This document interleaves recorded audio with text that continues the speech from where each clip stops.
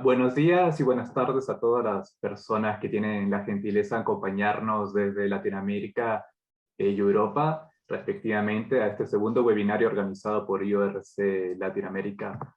Por favor, para todos los que nos acompañan, siéntanse en libertad de escribir en el chat su nombre y desde dónde nos acompañan. Cabe indicar que la moderación y este evento contará con traducción simultánea. La moderación se realizará en español y contaremos con traducción en español, inglés y portugués. Antes de iniciar, quisiera presentarme. Mi nombre es Edgardo Sara, yo soy el director adjunto del Programa de Cooperación Urbana y Regional Internacional, o IORC Latinoamérica, ¿no? El programa que se encuentra financiado por la Comisión Europea. Para aquellos que no están familiarizados con el programa, IURC tiene el objetivo principal de fomentar el intercambio de buenas prácticas en desarrollo urbano e innovación regional. Actualmente en el programa participan 24 ciudades y 20 regiones de Latinoamérica y Europa.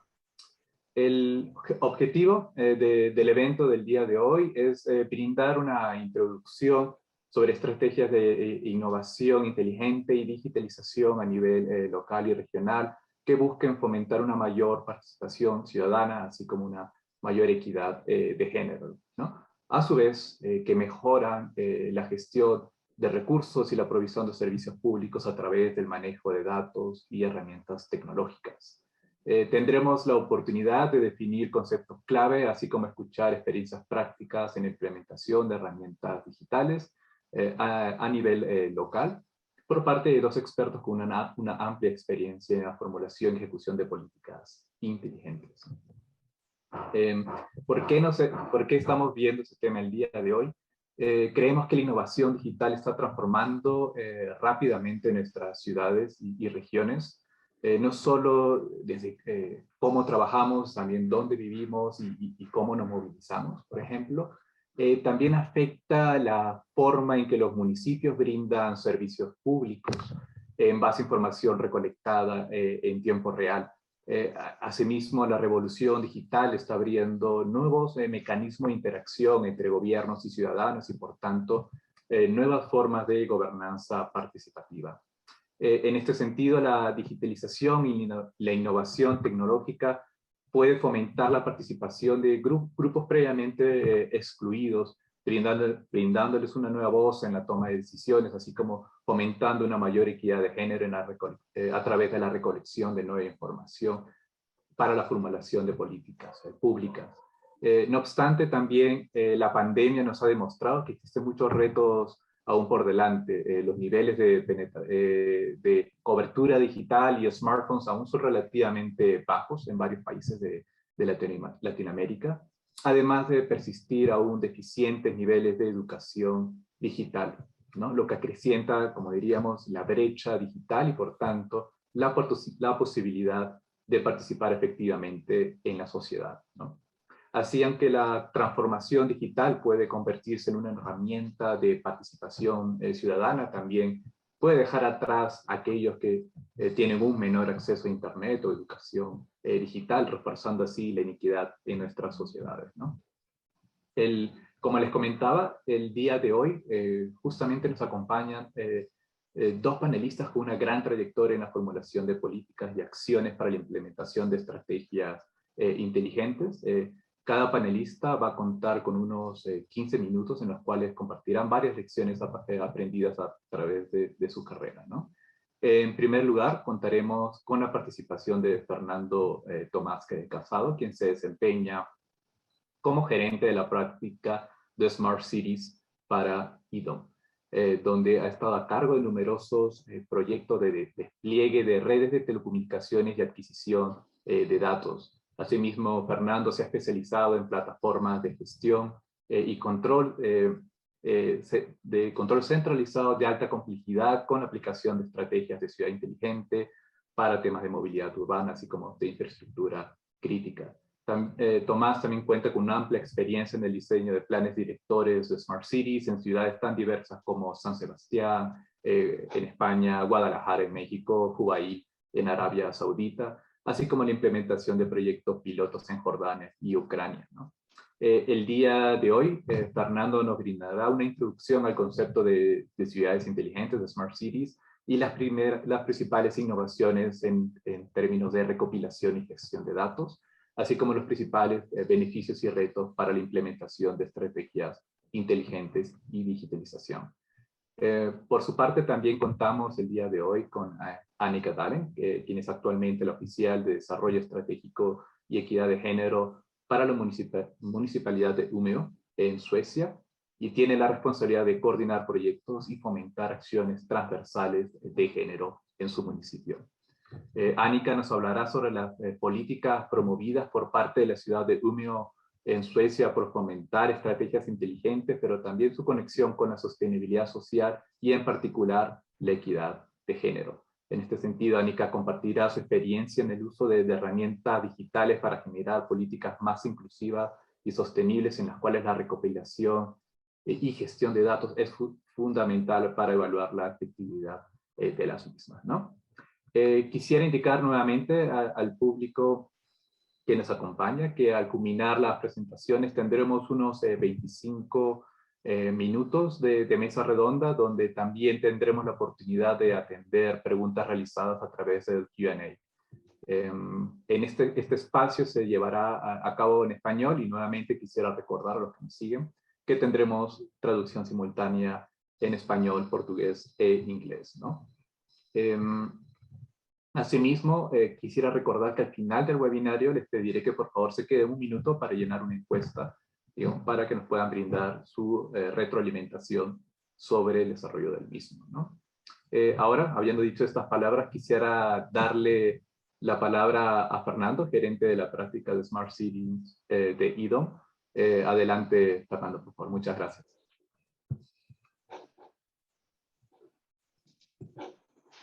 Hola, buenos días o buenas tardes, dependiendo en qué parte del mundo estemos. Mi parte un poco en este webinar es la parte más técnica, ¿no?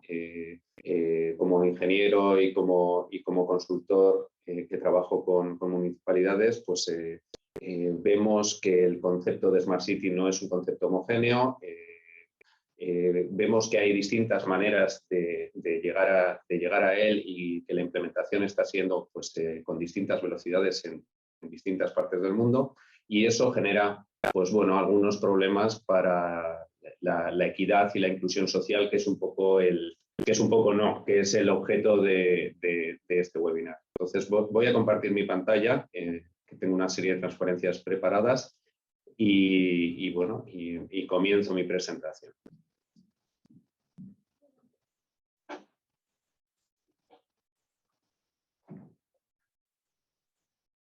Bueno, entiendo que ya lo están viendo. Un momentito. Vale, como les decía, bueno, la presentación está en inglés, pero yo la voy a hacer en español. Vamos a hablar primero de las necesidades que tiene la ciudad, cómo intentamos satisfacerlas a partir del modelo Smart City, cómo utilizamos la tecnología que estamos desarrollando para otros muchos aspectos, pues en intentar mejorar la experiencia de la vida urbana, y luego veremos cuáles son los desafíos que, bueno, pues las lagunas que puede tener esta aplicación de la tecnología pues, nos está generando. Entiendo que el objetivo de esta presentación es que sirva como introducción a ya los casos prácticos que desarrollará Annika posterior. Las necesidades de la ciudad. Bueno, pues al final una ciudad es un organismo o se asemeja a un organismo muy complejo que tiene pues muchas necesidades, ¿no? El enfoque Smart City al final implica aprovechar la tecnología, y cuando decimos tecnología hablamos sobre todo de la digitalización, a gestionar los servicios urbanos y las acciones que ocurren en la ciudad que ya se estaban gestionando previamente en la mayoría de los casos. Una ciudad necesita pues planificación, si puede hacerlo, necesita desarrollar redes de telecomunicación, es bueno que tenga una estrategia, necesita pues, que haya seguridad, necesita una gestión de residuos, una gestión del acueducto y del alcantarillado, necesita una mejora normalmente de la movilidad, un control de la movilidad, necesita fuentes de energía. Por cierto, esta ciudad que aparece aquí de fondo es Zaragoza, la ciudad de la que les hablo, Zaragoza en España. Bueno, ¿cómo nos enfrentamos a esto desde lo que hemos llamado Smart City? Primero, ¿qué es la Smart City, ¿no? Nosotros en IDOM pues hablamos de que consideramos a una ciudad inteligente cuando es capaz de aprovechar los datos que genera en su funcionamiento diario para mejorar no solo ese funcionamiento, sino para generar una información que permita mejorar otras características de la vida en la ciudad. Y permite pues una cooperación y un desempeño de toda la ciudadanía. Como veis, o como pueden ver, es una definición pues muy amplia. No nos quedamos solo en la tecnología, incluimos también la parte de la participación. Podemos ver que las ciudades pues, pueden tener distintos tipos o las podemos clasificar con distintos tipos de madurez, ¿no? en su approach a la Smart City. Esto es la consultora IDC pues, realizó este ranking, estos niveles, y bueno, pues podemos ver que desde el nivel disperso hasta el nivel integrado, que es que ya las cosas empiezan a funcionar y a poder optimizarse de manera coordinada, hasta el nivel completamente conectado, que es el nivel que nos permite pues, que relacionar todo lo que está pasando en la ciudad, pues bueno, pues no siempre se llega, y que es un proceso de aproximaciones sucesivas, ¿no? Además, aparecen aquí lo que solemos llamar verticales, pues esta tecnología se aplica al gobierno, pero se aplica también pues, a la edificación, a la movilidad, a la energía y al medio ambiente y a los distintos servicios urbanos. Como podrán disponer de estas transparencias, la pueden mirar en más detalle, no voy a entrar mucho más, pero quedémonos con el concepto de que es un proceso paulatino y que hay distintos niveles de madurez en la implementación de la Smart City. Esto lo podemos ver, esto forma parte de un estudio que hicimos en IDOM hace unos años, que clasificábamos ciudades de España, de México y de Colombia de acuerdo a su posición como Smart City, y lo medíamos pues, con distintas coordenadas, ¿no? Viendo el nivel de sofisticación que había en la tecnología, viendo el tamaño de la ciudad, viendo el nivel las prioridades que se marcaban pues, sus dirigentes para implantar las distintas soluciones. Y pues mapeábamos, evidentemente, cuanto más arriba, más tecnológica es la ciudad, cuanto más grande, cuanto más a la derecha, más grande es. Bueno, pues veíamos que había ciudades en distintas posiciones, que no es ni bueno ni malo, simplemente nos indica que quizá la solución o las aproximaciones que tengamos que tener a cada una de ellas pues pueden diferir o deben diferir un poco. ¿Cómo se plantea este modelo de Smart City? Bueno, pues al final a los ingenieros nos gusta mucho organizar las cosas por capas y por esquemas. Tenemos un modelo que empieza por la parte de abajo, pues necesitamos una infraestructura en general de la ciudad, por encima unas redes de comunicaciones, y sobre esas redes de comunicaciones pues vamos a digitalizar los distintos servicios que tenemos en la ciudad. Seguridad, movilidad, los servicios de recogida de residuos, las emergencias, cualquier otro. Y por encima, pues ponemos un sistema de información o articulamos un sistema de información que nos permita analizar todos estos datos que se van a generar y convertirlos en una información útil que nos permita tomar mejores decisiones. Evidentemente, estos datos y esta utilización pues viene por parte de la administración, pues de las empresas que también son habitantes de la ciudad al final, y de los propios ciudadanos, que deben, para que la ciudad inteligente funcione, deberían estar implicados de una manera importante. cosa que no siempre ocurre. ¿Cómo puede ser el approach para hacer esta implantación? Pues como todas las implantaciones, se pueden hacer de arriba abajo o de abajo arriba, ¿no? Es interesante pues que sea de arriba abajo, no solo en el tema del poder, que no me estoy refiriendo a eso, me refiero pues a partir de una información que necesitamos, pues podemos decidir con qué datos podemos obtener esa información. Podemos ver qué necesitamos para obtener ese dato. Eso nos dará unas zonas de cobertura, nos dará unos tipos de redes de adquisición que deberíamos tener, y para poderlos tener, pues eso nos llevaría a planificar unas infraestructuras. ¿Qué pasa? Pues que este proceso, que podría ser el ideal, hablando de ingeniería, pues no siempre es el más eficiente, y a veces ni siquiera es el más posible. Sabemos por la experiencia de que si empezamos por abajo, si garantizamos que haya una infraestructura adecuada, si sobre esa infraestructura garantizamos que hay una cobertura importante de las redes de comunicaciones, es mucho más fácil poder montar servicios digitales de calidad. Entonces, normalmente, la práctica, lo que se viene haciendo es intentar, siempre que sea posible, pues atacar los problemas así, desarrollando la infraestructura, desarrollando por encima estas redes de comunicaciones y a partir de allí digitalizando los servicios. Evidentemente, pues hay varios niveles de sofisticación. Pues poniendo, por ejemplo, la movilidad, que es el de arriba, no es lo mismo si controlamos la capacidad de las carreteras, si generamos sistemas de prioridad en los cruces, o si lo tenemos todo completamente integrado, ¿no? Esto es ahondar un poco más en lo que vengo diciendo, que evidentemente el approach y el nivel de inteligencia que tiene cada ciudad es distinto, pero que es un proceso continuo de mejoras paulatinas.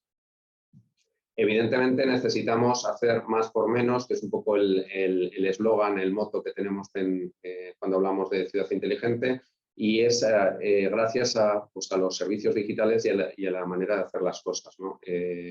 Esto no deja de ser una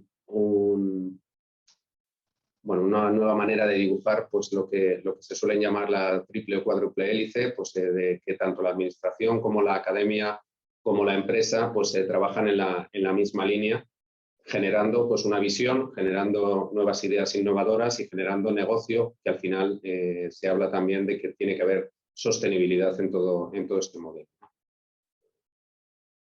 ¿Qué tenemos al final en una ciudad? Pues tenemos unos desafíos que cumplir. Al final, estos desafíos pues a largo plazo pues se generan pues unos planes estratégicos. Dentro de estos planes estratégicos pues se hacen unos planes sectoriales pues sobre movilidad, sobre mejora energética, sobre emergencias en la ciudad, y todo esto define unos sistemas de gestión que con mayor o menor profundidad se vienen implementando hace tiempo, y ahora lo que se hace es digitalizarlos y juntarlos en lo que hemos llamado plataforma de ciudad inteligente. Esto nos permite luego después pues visualizarlos, facilitarlos al ciudadano y a los usuarios de una manera integrada, y bueno, pues generar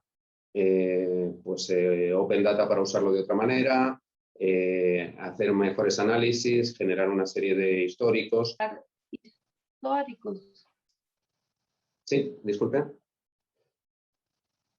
Bueno, sigo. Bueno, en cuanto a tecnología, últimamente la tendencia es apoyarnos pues, en los sistemas que ya existen en la ciudad. Son muy útiles los sistemas de alumbrado, puesto que están presentes pues, en todas las ciudades, y cada 50 o 100 metros pues, tenemos una farola, tenemos una luminaria que nos sirve de soporte, que tiene alimentación eléctrica y que nos puede bueno, pues dar una muy buena cobertura a toda la ciudad a la hora de desplegar algunos servicios. Al final acabamos teniendo pues, unas redes de sensores de toma de datos, una serie de actuadores, unas redes de comunicaciones que alimentan lo que hemos llamado plataformas Smart City. Todo esto es muy, en teoría está muy bien, porque bueno, lo que hacemos es los procedimientos que ya tenemos en la ciudad, pues aplicamos la tecnología para que sean más eficientes, eso genera unos datos y con esos datos pues tenemos más información para mejorarlo todo más, o sea, es un proceso de un círculo virtuoso, pero esa solo es la teoría, ¿no? ¿Qué problemas nos estamos encontrando para tener una inclusión y que el sistema pues, funcione razonablemente bien o pueda funcionar bien? Tenemos por un lado la brecha digital. No en todos sitios hay la misma conectividad, ni la disponibilidad de terminales tanto móviles como fijos pues y sus capacidades pues tampoco es uniforme, con lo cual pues no se tiene el mismo acceso a los servicios pues en unas zonas geográficas de la ciudad, en unos estratos sociales de la ciudad, en fin, que hay diferencia. Como estrategia, pues evidentemente los planes de mejora de infraestructuras, los planes de mejora de cobertura o los espacios públicos de acceso a Internet, pues son acciones que ayudan a mitigar pues este problema. Pero, bueno, pues el problema está ahí. Hay un tema de capacitación. Evidentemente, no todo el mundo tiene tiene estudios digitales ni ha tenido la misma disponibilidad pues para acceder a ellos, con lo cual, pues bueno, pues hay cosas que son más fáciles para una determinada parte de la ciudadanía que para otra. Normalmente la gente joven, la gente que está en la escuela, en la universidad, pues tiene una capacitación pues mucho mayor. Necesitamos pues a la gente que no está, perdón, me había puesto aquí el cronómetro, ya veo que se me pasa. Perdón, un minutito más. ¿Cómo hacemos para mejorar esta capacitación? Evidentemente, desde la Administración hay ciudades que están generando cursos y programas de capacitación, tanto a nivel básico como a nivel más avanzado, y existen asociaciones como esta de Cibervoluntarios, pues en la que gente desinteresada pues, ayuda a otras personas que necesitan pues, esta ayuda para manejarse con los sistemas digitales. Evidentemente, creemos que el esfuerzo debe ser público, debe partir de la Administración. No podemos dejarlo en organizaciones no gubernamentales, no por nada, sino porque entendemos que el derecho a una capacitación digital forma parte del derecho a la educación y es algo que debería estar cubierto. Y no siempre es así, aunque se va trabajando en esta línea. Por último, tenemos otro problema con los datos. La foto que está de fondo es en Bombay. Podemos ver pues que una calle divide lo que es uno de los slums, de los barrios de chabolas, de lo que son unas partes de condominios de clase media, pues con patio, con zonas de aparcamiento, con grandes avenidas, con mucha vegetación. Evidentemente, el dato que se obtiene en una parte y en otra de la ciudad no es equivalente y no aporta la misma información. Con lo cual, pues, si solo nos basamos pues, en los datos de una de estas partes, pues estaremos cometiendo un error bastante grave de interpretación. Lo mismo pasa en todas las regiones pues con el acceso y con el uso de Internet, pues que es distinto por género, ¿no? En la zona de las Américas es bastante equitativo, pero en otras partes del mundo pues no está pasando así, ¿no? Entonces, también los datos pues no son representativos, puesto que muchos de los datos se obtienen pues, gracias a la conexión a Internet, pues nos están dando un sesgo de género. También lo mismo en el tema de raza. Es algo que bueno, pues no debería ser así, pero está demostrado que el acceso a tener computadora en casa o a tener Internet de alta velocidad, pues es distinto dependiendo de si es raza blanca, si es hispano o si son negros. Esto es en datos de Estados Unidos, pero gráficas similares existen en otra parte del mundo. Entonces, evidentemente, tenemos que aplicar estrategias para corregir estos datos para corregir el sesgo que podemos tener en los datos, porque si no estaremos haciendo una mala interpretación. Y bueno, hasta aquí mis 15 minutos de introducción a la ciudad inteligente. Creo que me he pasado un poquito. Muchas gracias por vuestra atención. Quedo a vuestra disposición para las preguntas que tengáis. Muchas gracias, Fernando, por brindarnos esta introducción tan valiosa. Recuerdo a las personas que nos están siguiendo a realizar sus preguntas en el Q&A, y vamos a tomar las preguntas del público al final, las dos presentaciones, y luego vamos a tener una mesa más abierta, ya habiendo identificado que tenemos una pregunta para Fernando. Entonces, muchas gracias, Fernando, por no solo destacar el hecho también que el concepto Smart Cities está vinculado a la mejora de los servicios, pero también a la mejora de la calidad de vida de las personas, y también a destacar que es un proceso continuo, es un proceso progresivo, además, que se lleva a cabo en distintas etapas, pero también presentarnos algunas de las brechas desde el punto de vista de acceso a Internet, educación digital, y también retos en términos de recolección de datos, donde vemos sesgos que se pueden producir no solo por raza, pero también en materia de, digamos, por género, ¿no? Y que eso es un punto en el cual Anika nos va, digamos, a brindar una gran presentación, y nos va a hacer varias preguntas que nos va a hacer repensar mucho cómo vemos la ciudad y las estructuras de poder dentro de la misma, ¿no? Así que con eso yo quisiera darle la palabra a Anika Dalen, por favor, que nos va a brindar una presentación. Ella es oficial de Desarrollo Estratégico y Equidad de Género del municipio de Umeå, en Suecia.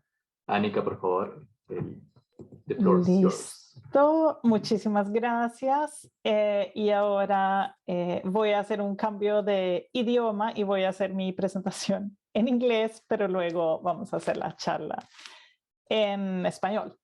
Así que voy a cambiar a inglés ahora. Good afternoon to everyone in Europe, and good morning to those of you who are in the Americas. And thank you very much for this invitation to talk about the work that we do in Umeå.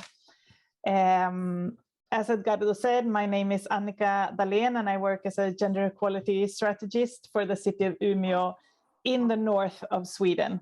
And I will talk today about our work in Umeå towards climate neutrality through smart city strategies and sharing and circular economy, and how we see an intimate connection between this work and our work with social sustainability in general and gender equality in particular.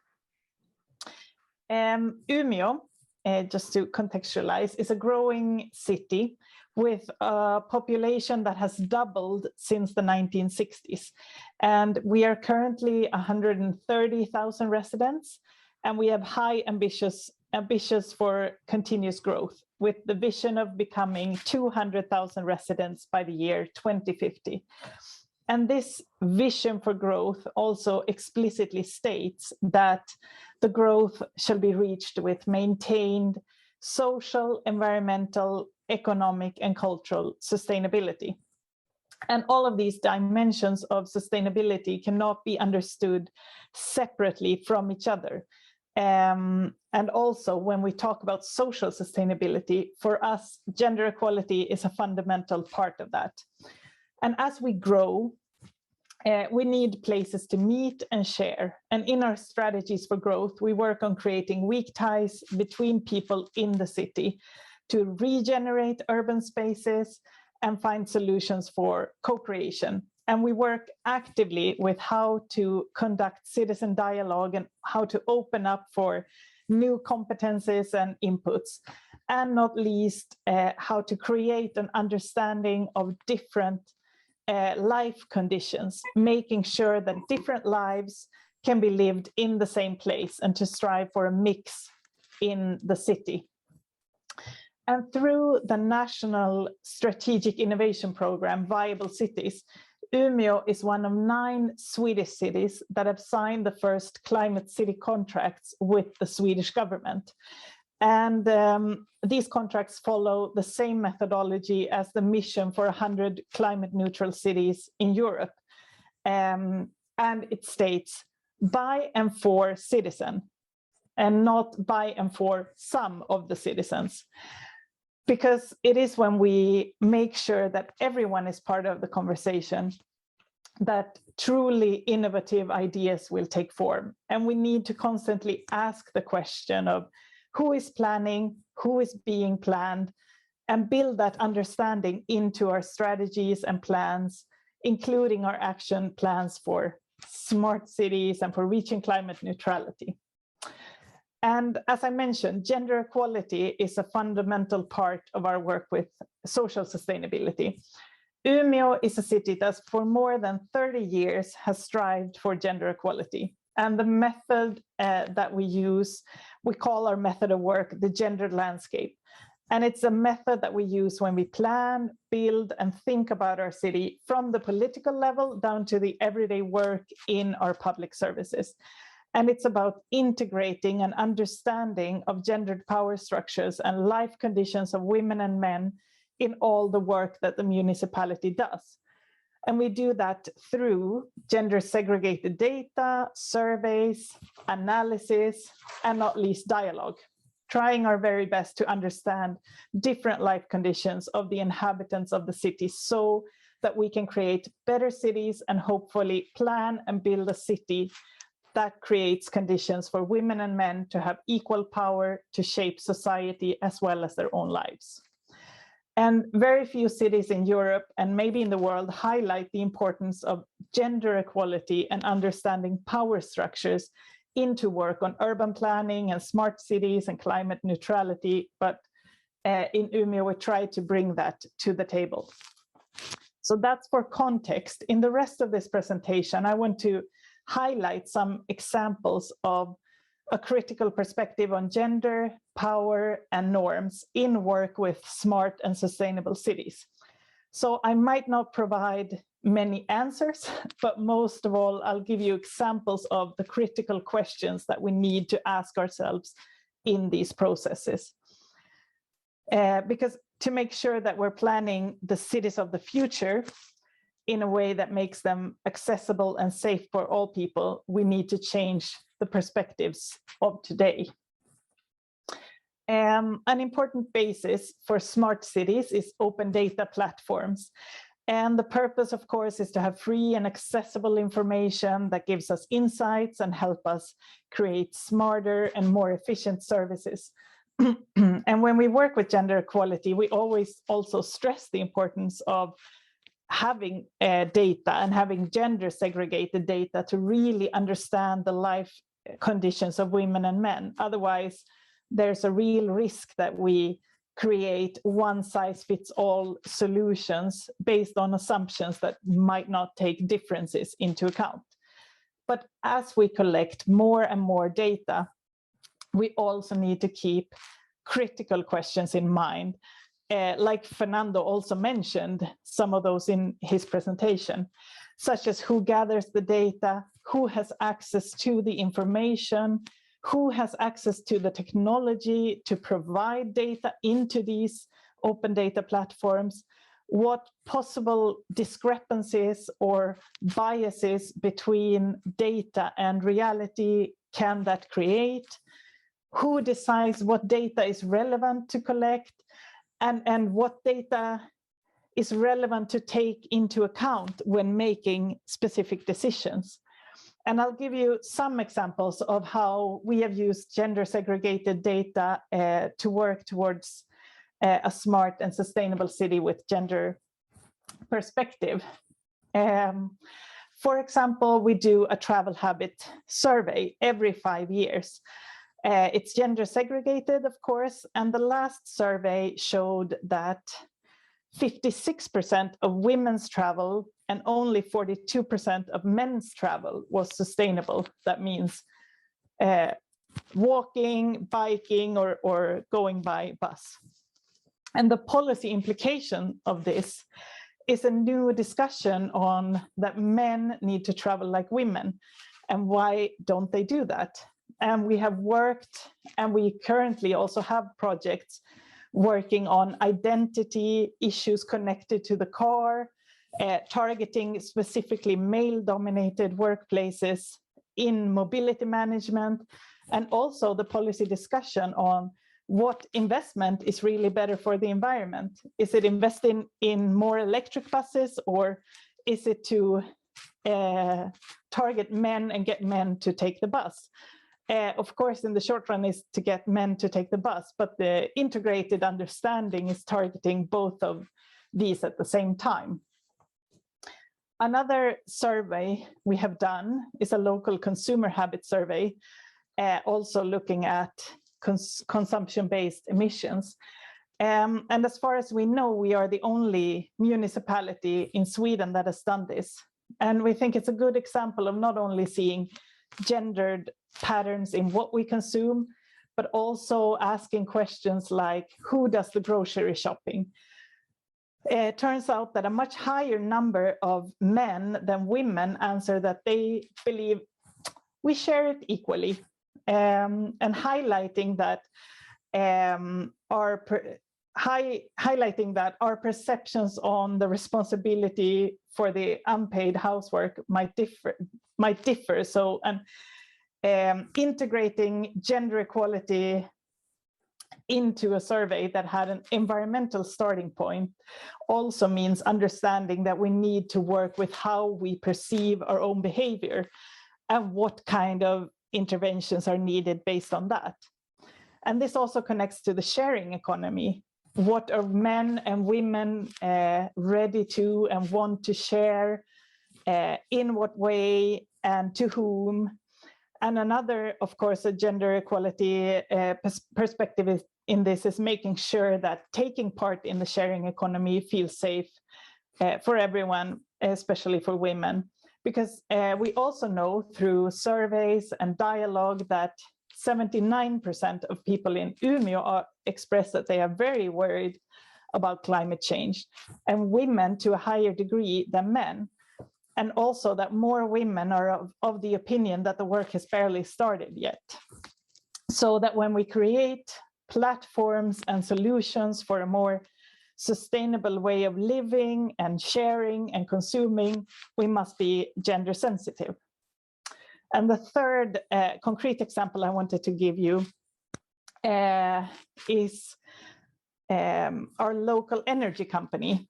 They made an analysis on solar panels that showed that certain groups were missing from who were buying and placing solar panels on their houses. So they looked at which groups didn't they reach. And it turned out that women in general was one of those groups, and decided to offer the option that you could rent solar panels instead. In that way, decreasing the financial burden and also offering support to those who rented them, meaning that you don't have to be a technical expert to put solar panels on your house. And that turned out that they managed to open up the offer to a much wider range of people who otherwise didn't have access to it. To give you some more examples, the future of sustainable mobility includes electric vehicles. They're already here, and the fleet is growing every day. And this means, among other things, a need for a whole new charging infrastructure. And here it's important to stop for a moment and ask some critical questions on who we assume to be the user of an electric car. Where should you, based on that, where should you be able to charge your electric car? Will there be, for example, charging infrastructure available close to schools and preschools? So to facilitate for those who are dropping off and picking up their children to fast charge their cars. What about female-dominated versus male-dominated workplaces? Because this is expensive, and once installed, it's a pretty static infrastructure. So it is important that we make sure not to build in inequalities into this infrastructure and ask ourselves, whose lives are we facilitating depending on how we plan the infrastructure? And if we look even further ahead, the future of smart mobility also seems to lie in autonomous vehicles in public transportation. We already know from data today that men and women use public transportation in different ways. And we also know that women feel less safe than men in these environments. So what questions do we need to ask ourselves in the development of the public transportation of tomorrow? How does it feel to be in a shared environment when nobody is technically in charge, such as a bus driver or a tram driver? And if we decide to put up cameras and alarms, what kind of message does that send to potential passengers? So how can we make sure that routes and protocols are planned with different travel patterns in mind? So just to sum up, a holistic understanding of sustainability is a guiding principle for all strategic development in Umeå, where gender equality is understood as a fundamental component of sustainability. And gender equality work needs to be globally understood, but locally contextualized.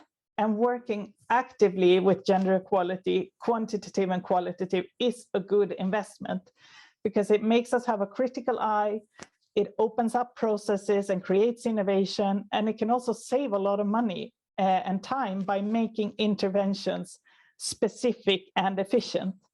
But in order to do this, it cannot be an afterthought or an add-on. It needs to be there from the start. And we have an organization that has trained itself in seeing that behavioral change is not easy, and that this is something connected to power, identity, and norms. But to highlight this and work with this is just as important as introducing new technology when we aim to reach climate neutrality, if we want to get good results. So that's what I wanted to share with you for now. And I'm looking forward to the rest of the conversation. Thank you very much. Muchísimas gracias, Annika, por tu presentación y además poner sobre la mesa varias preguntas que nos hacen cuestionar cómo se generan políticas públicas desde nuestras ciudades. Comentabas al inicio de tu presentación el peligro de crear soluciones únicas, ¿no? Que pueden reforzar incluso problemas de inequidad en nuestras ciudades, y la importancia, por tanto, de generar información, generar data que nos permita entender los distintos comportamientos, los distintos sesgos o biases que se pueden producir cuando formulamos políticas o adoptamos nuevas tecnologías o construimos infraestructura, como en el caso incluso de los vehículos eléctricos que comentabas, o digamos, si vamos a fomentar una política de vehículos autónomos. Tenemos que estar conscientes de que ello puede generar, o que digamos un grupo, en este caso mujeres, se sienten más inseguras al usar este nuevo modo de transporte, ¿no? Así que es importante entender estas diferencias, estos sesgos que tenemos al recoger información, al formular políticas, para justamente adaptarlas y procurar no tener estos sesgos y por reforzar la inequidad de nuestras sociedades. Yo quisiera abrir, tenemos una pregunta de carácter bastante técnico, si Fernando te gustaría responderla muy brevemente, y luego, si no tenemos más preguntas del Q&A, me gustaría promover que el público que nos acompaña realice preguntas a través del Q&A a nuestros panelistas. Fernando, si te gustaría tomar la palabra para responder esta pregunta brevemente, y si no, vamos también a continuar con unas preguntas que tenemos preparadas para nuestros panelistas. Fernando. Sí, claro que sí. La pregunta la leo un momento. ¿Qué importancia tienen los GIS?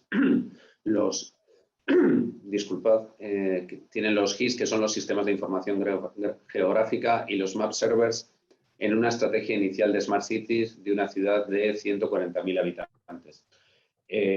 Bueno, mi respuesta es que el GIS es una herramienta magnífica porque lo que permite es bueno, que la base de datos que tenemos pues esté geolocalizada y que no solo pues tengamos los distintos datos, pues yo que sé, de usuarios del transporte, sino que sabemos en qué parte de la ciudad se usa más y de qué manera, ¿no? Si tenemos esa base de datos clasificada geográficamente, distribuida temporalmente y tenemos registros del pasado, pues es mucho más sencillo pues, el hacer análisis y el hacer proyecciones de futuro.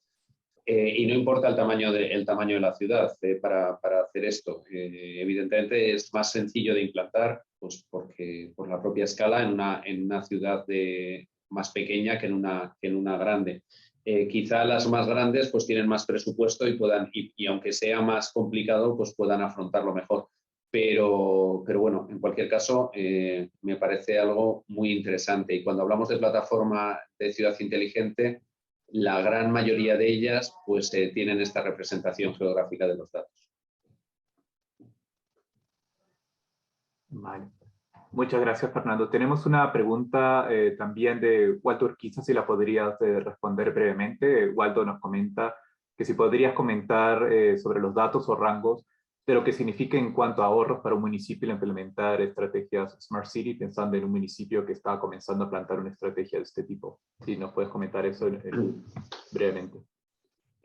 Bueno, pues es una pregunta un tanto complicada de responder porque depende mucho de las áreas a mejorar y de la inversión que se pueda hacer, ¿no? Evidentemente, los costes operativos de las ciudades pues son distintos. Pero si vamos por verticales, por ejemplo, el hecho de cambiar una iluminación convencional a una iluminación basada en LED, en LED, pues ya solo con eso se puede ahorrar un 70% del consumo eléctrico. Si además le añades una estrategia de control inteligente, pues de que se enciendan no solo por la noche, sino que sea reactivo al día del año, a las circunstancias, a la cantidad de población que tienes alrededor y demás, se podría ahorrar un 10% más. En temas de seguridad, pues lo mismo.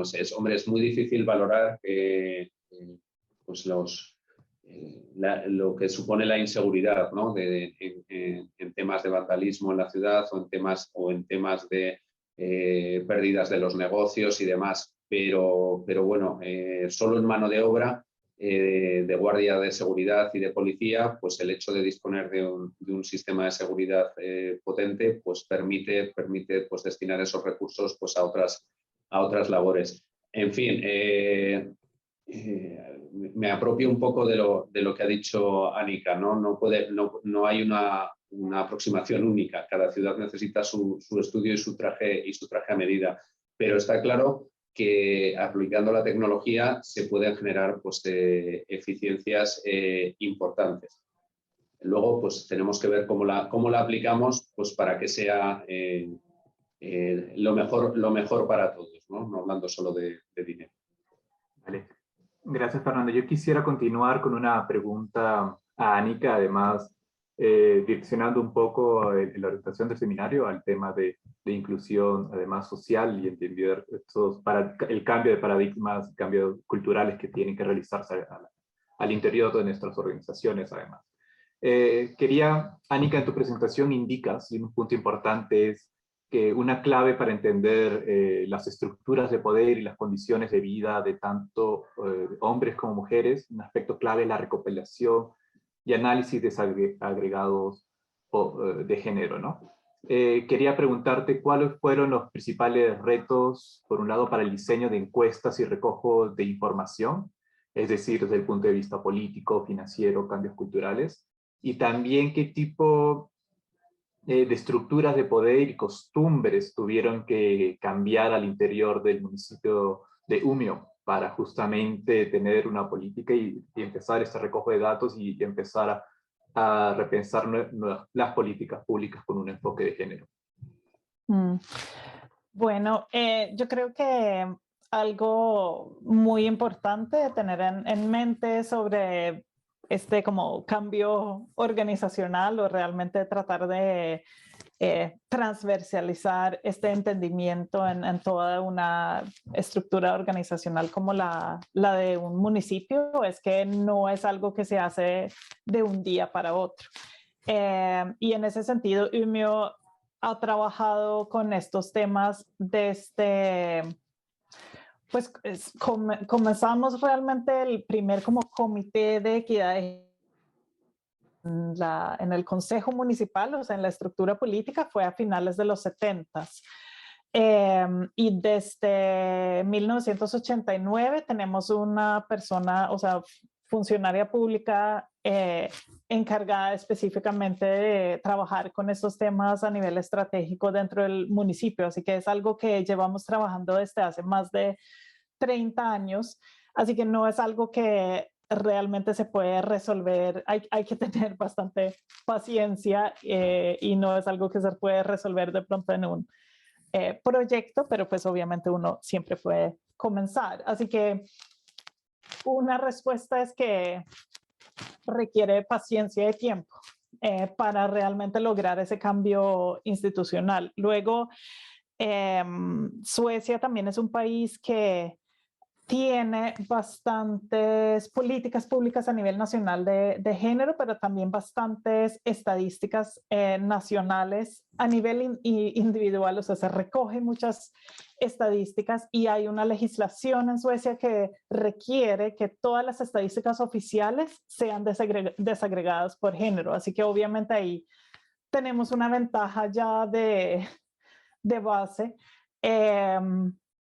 pero yo creo que ahora no hay, en cuanto a las encuestas que nosotros hacemos, nosotros mismos hacemos, y también tenemos una universidad en Umeå bastante grande y tenemos mucha colaboración con la universidad y recolectando datos también.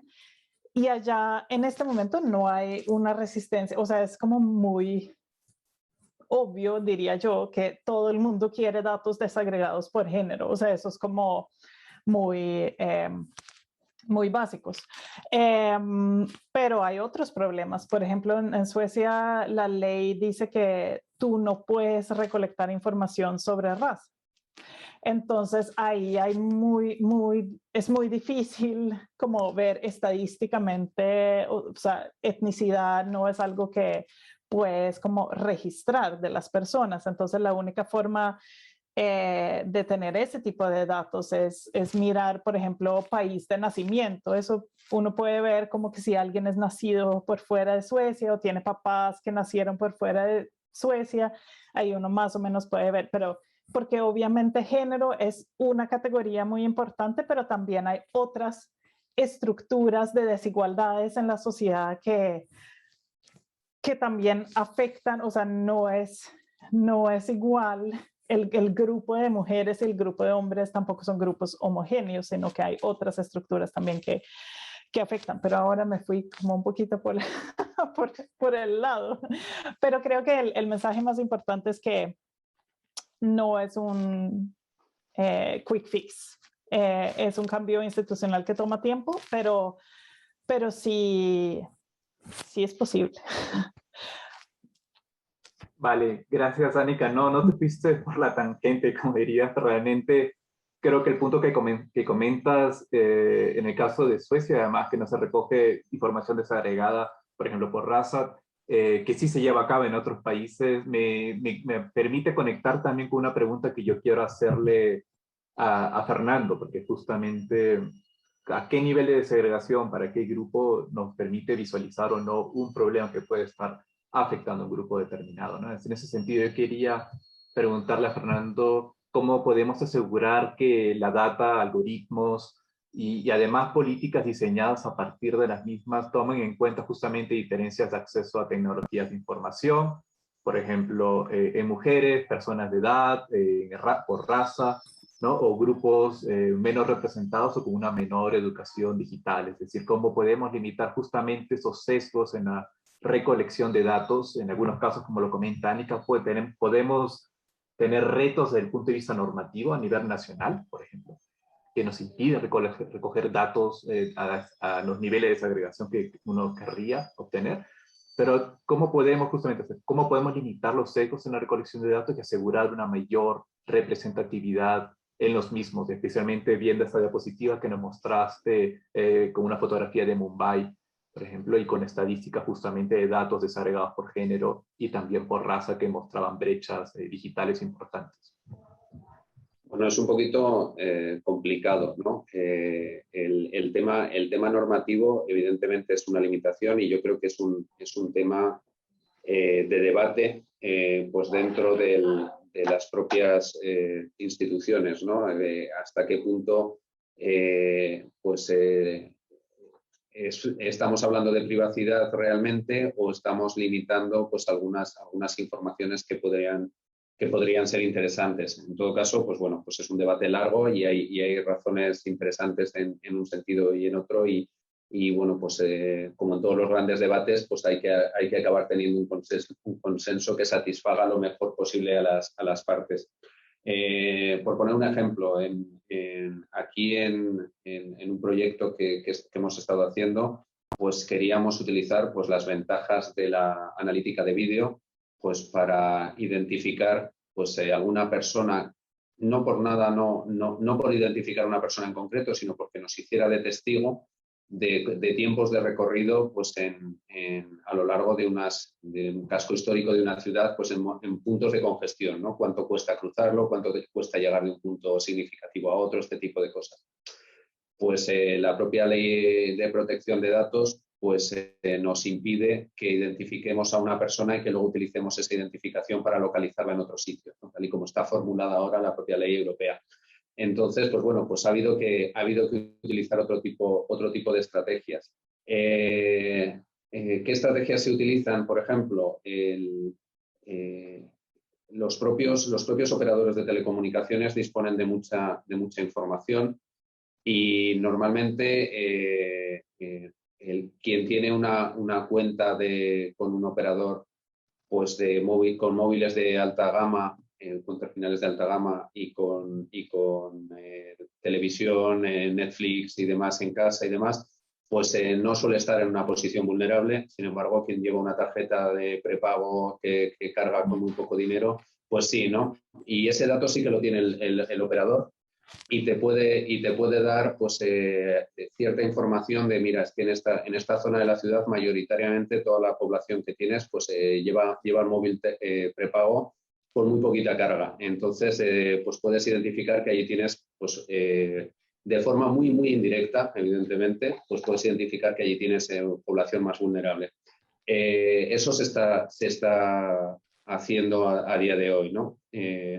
Evidentemente, con respecto al gran problema de los sesgos de los biases en los datos, lo primero es conocerlo, saber que estás en esa situación para poder compensar o mitigar. Y luego, pues esas estrategias de compensación y de mitigación, pues hay una estrategia pasiva de mero cálculo, pues si ya sabes que el 80% de los datos que tienes pues tienen un sesgo, pues tienes que aplicar un coeficiente de corrección. Y luego están las estrategias activas, que realmente son las interesantes, que es pues acercar pues a la población que realmente no está teniendo ese acceso y que no está generando ese dato que podamos utilizar, pues ser capaz de recolectar ese dato de una manera significativa, mediante encuestas, acercándonos con voluntarios para poderles ayudar a realizar los trámites, generando espacios de formación y de información y de ayuda donde puedan desempeñar tareas que actualmente están digitalizadas y que a lo mejor pues no están quedando fuera de esa medición pues porque no las están haciendo y demás. Yo creo que eso sería lo realmente interesante. Y solo un comentario pequeño en cuanto a la recolección de datos. O sea, hay que también tener en cuenta que eso es el primer paso. O sea, hay que recolectar datos y tener por lo menos algún tipo de nivel de segregación de los datos, pero lo realmente importante es después qué hacemos con esos datos, qué tipo de análisis hacemos y qué tipo de, cómo formulamos los problemas y las soluciones. Y ahí también yo creo que es importante tener como ese análisis crítico también en esa parte de qué hacemos con estos datos, qué nos dicen, qué significa, y porque también dependiendo de cómo formulamos un problema, también podemos visualizar cierto tipo de soluciones. O sea, por ejemplo, para poner un ejemplo muy básico, es muy diferente si formulamos un problema como hay muy pocas mujeres en juntas directivas en las empresas, o si formulamos el problema como hay demasiados hombres en juntas directivas en empresas. ¿Cuáles son las posibles soluciones que podemos visualizar basados en qué análisis hacemos con los datos y qué formulación de problema hacemos basado en ese análisis? Gracias, Anika, porque ese va justo conectado a una pregunta que te iba a realizar. Porque los datos nos indican la necesidad de cambiar un comportamiento, de realizar una política, nos indica una brecha, un problema que podemos atacar o que debemos tratar de resolver. Entonces, darte un ejemplo, quería preguntarte, en la diapositiva que nos mostraste que un mayor porcentaje de hombres toman el bus, por ejemplo, ¿qué se hizo con esa información? ¿Qué tipo de acciones tomó UMIO, digamos, para tratar de resolver esa brecha? Pues ahí, por ejemplo, después de eso, hemos tenido varios, entre otras cosas, campañas, pero otros proyectos de mobility management, como justamente direccionados a cambiar el comportamiento y también actualmente tenemos un proyecto que arrancó ahora en noviembre, que es precisamente mirando ciertas zonas que tienen muchos lugares de trabajo muy masculinos, o sea, donde trabajan predominantemente hombres. ¿Cómo hacemos? ¿Qué necesitamos hacer ahí para tener una movilidad más sostenible? Estamos haciendo un proyecto ahora con el instituto se llama RISE, Swedish Research Institute, justamente mirando como también el tema de la identidad conectada al carro, o sea, no solamente los temas prácticos que obviamente también hacen parte de cuáles son las rutas, qué horarios tienen, qué tan factibles que uno puede, dependiendo del horario que uno trabaja, tomar el bus a ese lugar, pero también como que qué significa manejar un carro versus ir en bicicleta o coger el bus, qué normas también determinan cierto tipo de comportamiento o elecciones que hacemos en el día a día. Pero también hemos hecho como campañas direccionadas específicamente a hombres también de tomar más bus. Y creo que ha cambiado también. Ha cambiado porque esta última encuesta fue en 2014 y ahora justamente en este momento estamos haciendo la siguiente medición. Así que vamos a ver qué hemos logrado Vale. a partir de eso. Pero sí tratamos, y además como esa discusión también, como levantar poner esos temas sobre la mesa.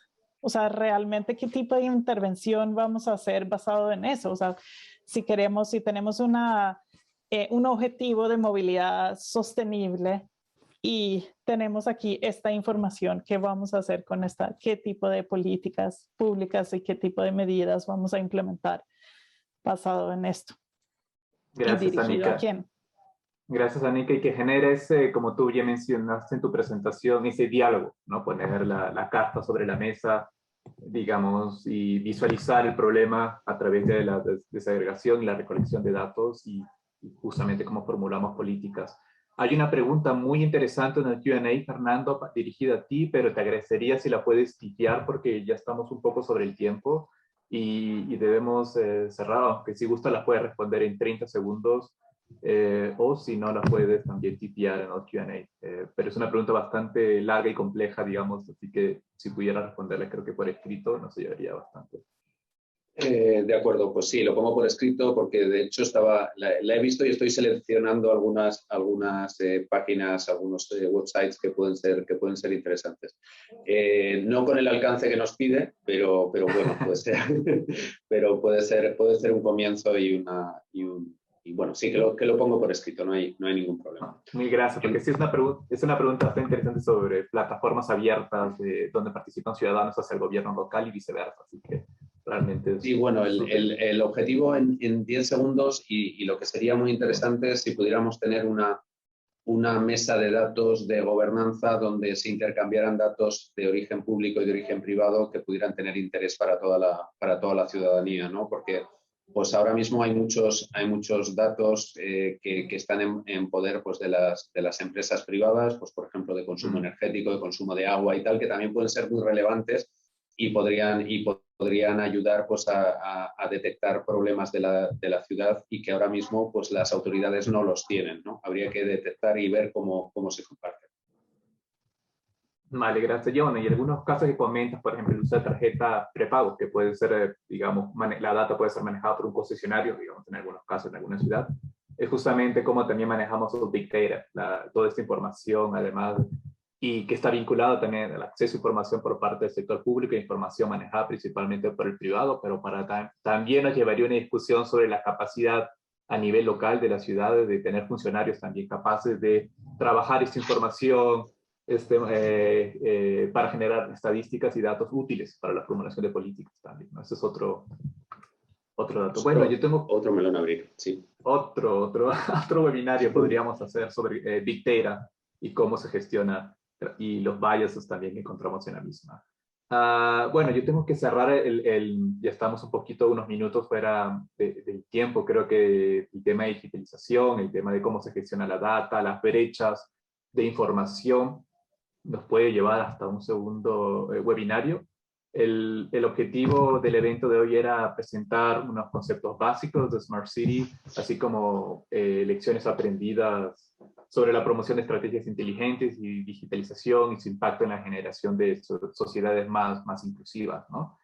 Algunos puntos para destacar durante las presentaciones y el Q&A de hoy es la importancia de incluir las perspectivas, por ejemplo, de género en la recolección de datos, manteniendo siempre una mirada crítica y analítica, así como repensar lo que son las estructuras de poder y a quién favorecemos o excluimos cuando adoptamos nuevas tecnologías o infraestructuras a fin de a fin de evitar, por ejemplo, promover soluciones únicas, y que tenemos como hacedores de política siempre de pensar en el impacto que tienen la adopción de nuevas tecnologías e infraestructuras y cómo pueden excluir a algunos grupos o no. Así que tenemos que pensar en el impacto de nuestras acciones para generar políticas más inclusivas y cuestionar la forma, además, que pensamos, y esto nos lleva a un cambio cultural, organizacional y de comportamiento, ¿no? Que es igual de importante incluso que los cambios tecnológicos que avanzan a una gran rapidez.